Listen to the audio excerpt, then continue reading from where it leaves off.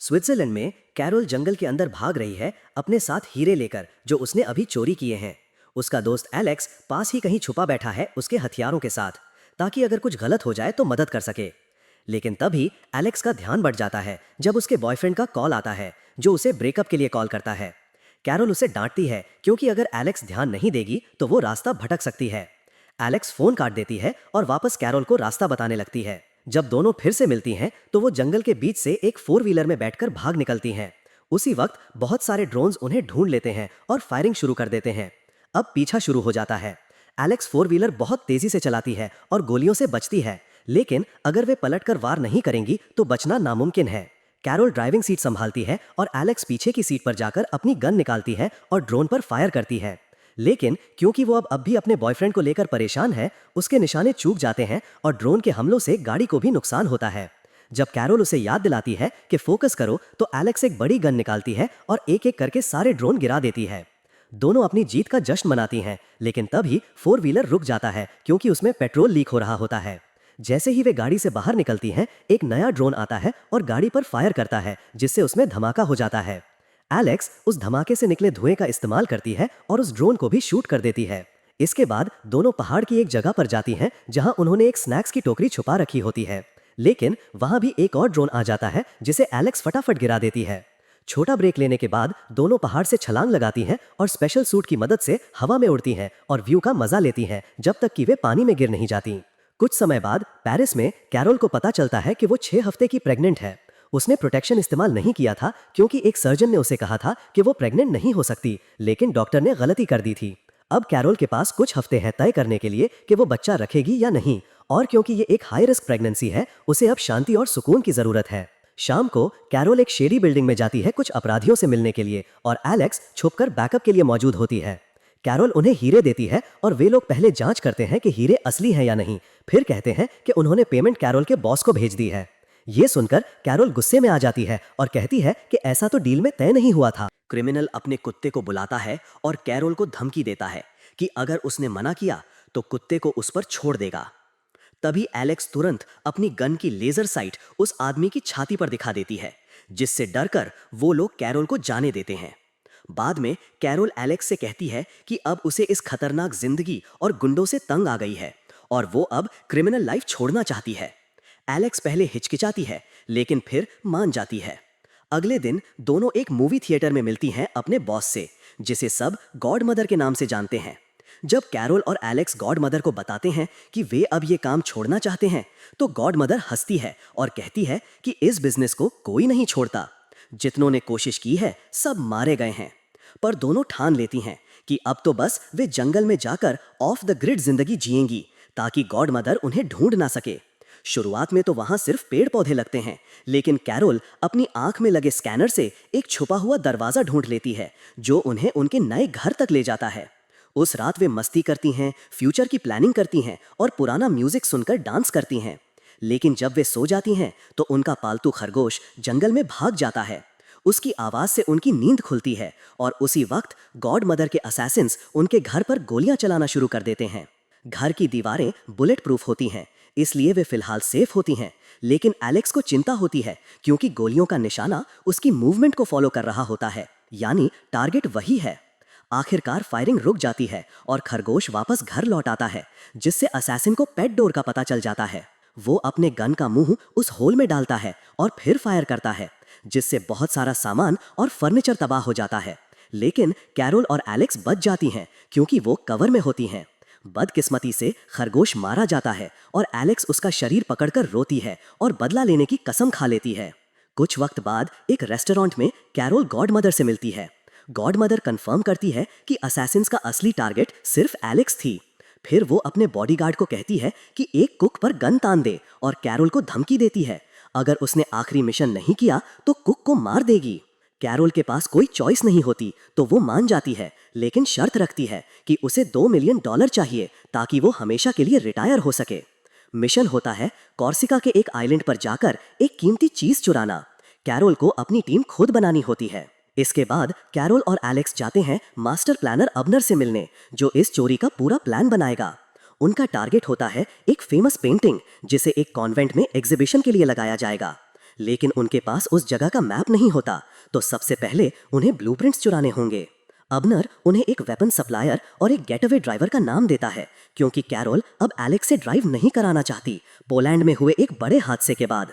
इसके बाद दोनों एक रेस ट्रैक पर जाती हैं, जहां एक रेस ड्राइवर सैम को उसकी टीम में डांट रही होती है कि उसने कार में गड़बड़ी की है। गुस्से में सैम गाड़ी छीन लेती है और ट्रैक पर तेज रफ्तार में चलाने लगती है, जिससे साबित होता है कि कार में दिक्कत नहीं थी, बल्कि ड्राइविंग स्किल ही सब कुछ है। जब रेस खत्म होती है, उसकी टीममेट उसे निकाल देती है। सैम सबके सामने अपना जंपसूट उतार देती है और वहां से चली जाती है। बाद में कैरोल और एलेक्स उसे लंच पर बुलाते हैं और उसे इस मिशन में शामिल होने का ऑफर देते हैं, पैसे बराबर बांटने का वादा करके। एलेक्स को जलन होती है क्योंकि उसकी जगह कोई और ड्राइवर बन रही होती है, तो उसका एटीट्यूड खराब रहता है। इससे सैम ऑलमोस्ट मना कर देती है, लेकिन कैरोल सबको शांत करती है और सैम को मना लेती है। कुछ समय बाद तीनों महिलाएं एक शिप से उस आइलैंड पर जाती हैं और वहां एक शानदार घर में रुकती हैं। फिर वो लोग क्लैरेंस से मिलने जाते हैं, जो बाहर से तो ग्रोसरी स्टोर चलाता है, लेकिन असल में हथियारों का धंधा करता है। क्लैरेंस उन्हें सारे हथियार दे देता है और एलेक्स को उसमें क्रश हो जाता है। वो उससे फ्लर्ट करने लगती है। क्योंकि सैम ने कभी गन नहीं चलाई थी, तो अगला स्टेप होता है एक खुली जगह पर जाकर कैरोल उसे गन चलाना सिखाती है। उस शाम एलेक्स नोटिस करती है कि कैरोल अब शराब नहीं पी रही और कैरोल को झूठ बोलना पड़ता है, क्योंकि वो अपनी प्रेगनेंसी छुपा रही होती है। आधी रात को कैरोल को कुछ खाने का मन करता है, तो वो फ्रिज में रखी चीजें खाने लगती है। एलेक्स उसे रंगे हाथ पकड़ लेती है और सोचती है कि कैरोल मेनोपॉज में जा रही है। अगले दिन सैम कैरोल से पूछती है कि उसने एलेक्स से पहली बार कब मुलाकात की थी। वो भी अपने परिवार से भाग गई थी, बिल्कुल वैसे ही जैसे कैरोल उसी उम्र में भागी थी। उनकी मुलाकात एम्स्टर्डम में हुई थी, जब कैरोल एक डायमंड हीस्ट पर काम कर रही थी और उसे लगा था कि एलेक्स इस काम के लिए परफेक्ट पार्टनर होगी। ब्रेकफास्ट के बाद एलेक्स और कैरोल सैम को जमकर ट्रेनिंग देती हैं, जैसे दौड़ना, तैरना और भी शूटिंग प्रैक्टिस। यही उनका रूटीन होता है अगले कुछ दिनों तक, जब तक कि वो पेंटिंग कॉन्वेंट में नहीं पहुंच जाती। हालांकि वो लोकल मार्केट में घूमने या बाहर जाने के लिए ब्रेक्स भी लेती हैं। एक दोपहर जब कैरोल को थोड़ी अकेली फुर्सत मिलती है, वो अपने डॉक्टर को कॉल करती है और कहती है कि वो बेबी को रखने वाली है। शाम को कैरोल गलती से डिनर खराब कर देती है और प्रेगनेंसी हार्मोन की वजह से रो पड़ती है। एलेक्स उसे समझाती है कि ये तो बस एक छोटी सी गलती है और वो सारा खाना खुद खा लेती है। फिर कैरोल अनाउंस करती है कि इस बार एलेक्स और सैम अकेले जाकर ब्लूप्रिंट्स चुराएंगी, क्योंकि वो चाहती है कि दोनों आपस में मेल जोल बढ़ाएं। अगले दिन सैम रेनोवेशन कंपनी जाती है, जबकि एलेक्स एक दूसरी बिल्डिंग में छिपकर उसे कवर देती है। क्योंकि वहां कोई सिक्योरिटी नहीं है, सैम आसानी से ऑफिस में घुस जाती है और अपने फोन से कंप्यूटर हैक कर लेती है। वो सक्सेसफुली प्रिंट्स निकाल लेती है और रिलैक्स हो जाती है, लेकिन तभी एलेक्स उसे वार्न करती है कि कोई आ रहा है। सैम बहुत नर्वस हो जाती है, लेकिन एलेक्स उसे कहती है कि टेंशन मत ले, और फिर सारे एम्प्लॉइज को ट्रैंक्विलाइजर डार्ट से शूट कर देती है। जब सैम बाहर निकलने ही वाली होती है, एक एम्प्लॉय खुद को होश में दिखाता है और सैम डर के मारे जम जाती है, तो वो आदमी अलार्म ऑन कर देता है। फिर एलेक्स उसे एक और डार्ट से शूट करती है ताकि सैम बिना प्रॉब्लम निकल सके।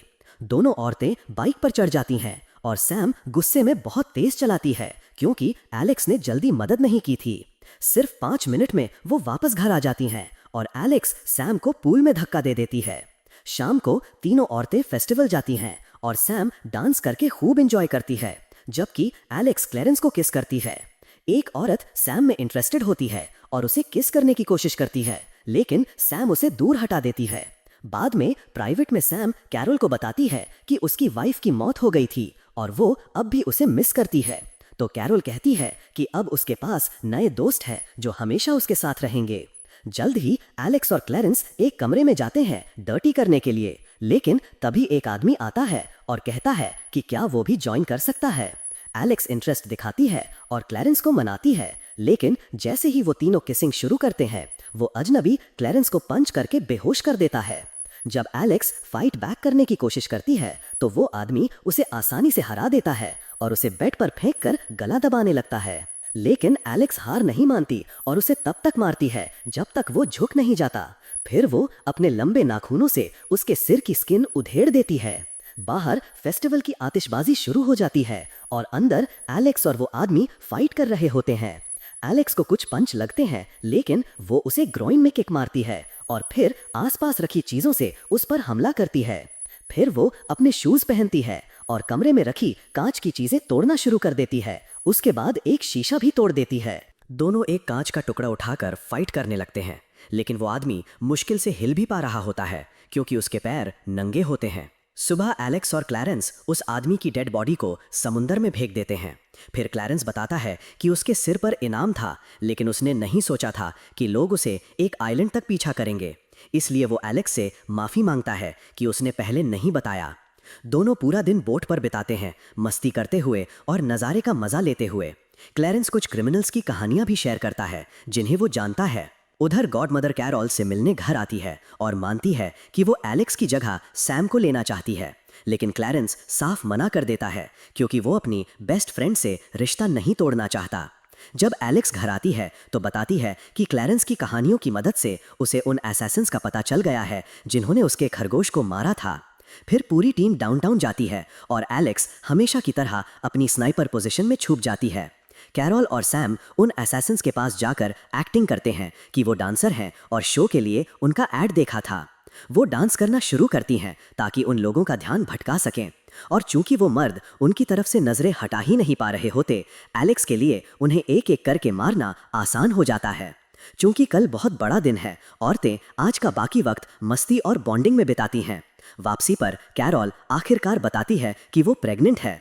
उसके दोस्त हैरान तो होते हैं, लेकिन पूरा साथ भी देते हैं। इसके बाद वो अबनर से मिलते हैं प्लान की फाइनल डिटेल्स के लिए। कल रात अटैक करेंगे क्योंकि एक बहुत बड़ा डर्बी मैच होगा जिससे सारे गार्ड्स का ध्यान टीवी पर रहेगा। पेंटिंग टॉप फ्लोर पर है तो कैरोल और एलेक्स एक सीक्रेट टनल से बाहर निकलेंगी। सैम कार में इंतजार करेगी एस्केप के लिए, और अबनर अपनी बुजुर्ग गर्लफ्रेंड के साथ एक फूड ट्रक संभालेगा जिससे वो औरतों को कॉन्वेंट के पास बिना शक के पहुंचा पाएंगे। अगले दिन अबनर बिना किसी दिक्कत के कॉन्वेंट के पास ट्रक पार्क कर देता है। कैरोल और एलेक्स उन मूर्तियों में छुप जाती हैं जो गिफ्ट के तौर पर कॉन्वेंट भेजी जाती हैं। अंदर पहुंचने के बाद औरतें अबनर के सिग्नल का इंतजार करती हैं, लेकिन वो गलती से अपना ईयरपीस उस सॉस में गिरा देता है जो वो बना रहा होता है। इंतजार करते करते थक चुकी औरतें मूर्तियां तोड़कर बाहर निकल आती हैं, लेकिन हालात और भी खराब हो जाते हैं जब एक बहुत बड़ा टीवी क्रू वहां पहुंच जाता है। पता चलता है कि आज रात एक फेमस म्यूजिशियन का म्यूजिक वीडियो कॉन्वेंट में शूट होना है। अबनर और उसकी गर्लफ्रेंड वर्कर्स से घिर जाते हैं जो खाना मांग रहे होते हैं, और उन्हें अपनी कवर स्टोरी बचाने के लिए वाकई में खाना बनाना पड़ता है। सैम को भी कैमरे में आने से बचने के लिए मूव करना पड़ता है और अब वो बिल्डिंग के पास नहीं रह जाती। उधर एलेक्स सिक्योरिटी टीम को ढूंढकर उन्हें जल्दी से ट्रैंक्विलाइजर डार्ट से सुला देती है और उस आदमी को भी गिरा देता है जो कैरोल के पीछे आता है। फिर ये जोड़ी एलिवेटर लेती है और सैम से बात करने की कोशिश करती है, लेकिन उन्हें चुप रहना पड़ता है क्योंकि 2 क्रू मेंबर भी साथ में आ जाते हैं।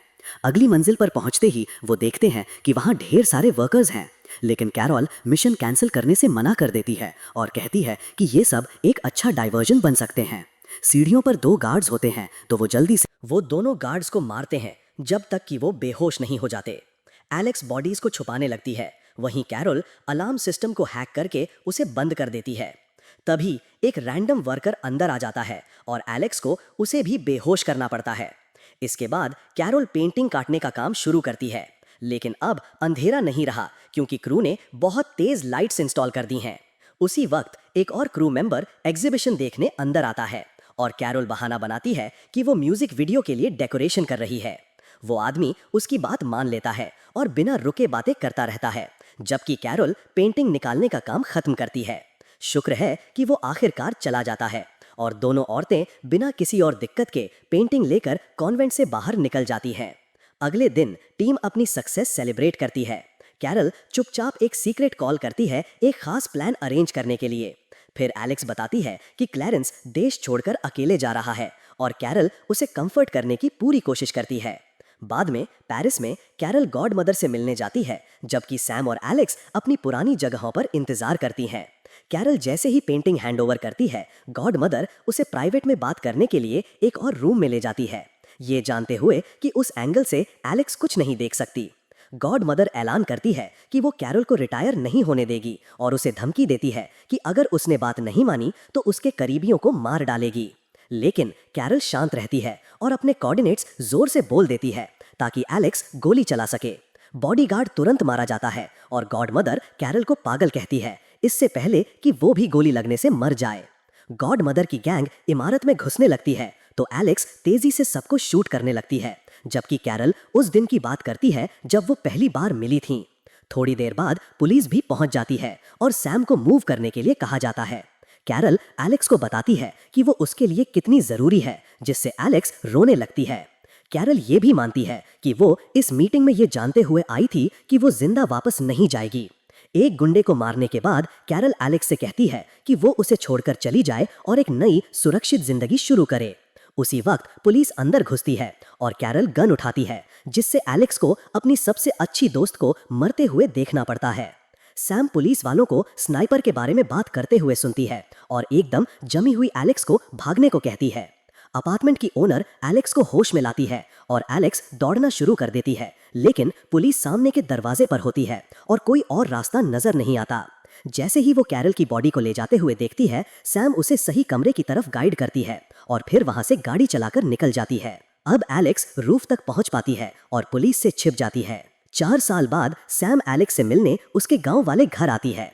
एलेक्स ने इन सालों में उसकी कोई कॉल रिसीव नहीं की थी, फिर भी उसे अंदर बुला लेती है। फिर सैम उसे एक वेकेशन पर चलने के लिए मनाती है, एक खास सरप्राइज के लिए। कुछ वक्त बाद वो दोनों रेगिस्तान में पहुंचती हैं और एलेक्स हैरान रह जाती है जब देखती है कि कैरल जिंदा है और एक प्यारी सी बेटी के साथ रह रही है। असल में वो पुलिस एक स्पेशल टीम थी जिसे कैरल ने अपनी फेक डेथ प्लान करने के लिए हायर किया था। तीनों औरतें एक इमोशनल रियूनियन करती हैं और अपनी नई जिंदगी को एंजॉय करना शुरू कर देती हैं।